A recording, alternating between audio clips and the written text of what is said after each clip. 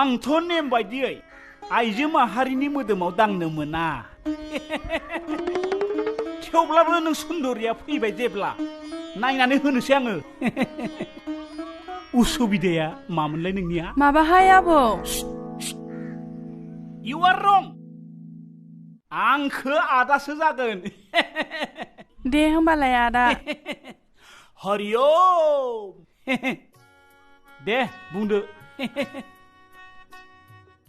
माबाहाय आदा आं गावनि गोसोथोनाय सेंग्रानाव कल हरबाथाय दसेनि उनावनो तुत तुत होननानै दानजालाङो बिनि उनाव कल खालामफिनोब्ला सोरबा आइजोआ माबा माबि होननानै रायनानैसो हरो हा माथो बुंहरो माबाहाय आदा आपके करते में कल करने के लिए बैलेंस बहुत कम है होननानै बुंबाय थायो हरिओम हरिओम घटनायाथ' जोबोद गिदिर जाना दं बे आत्मानि नोजोर नांना दं आयु हाबाब गिलु बालुनो आं मा खालामनांगौ आदा हरिओम हरिओम इउ आंखो आदा होनबाय आं गोजोनबाय गुरुनि बाक्य नों आं थासान्दै जेबो गिनो नाङा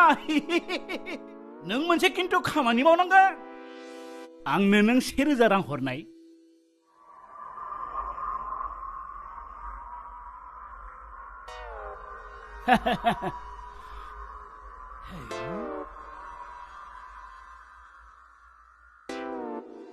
नैबे 400 रां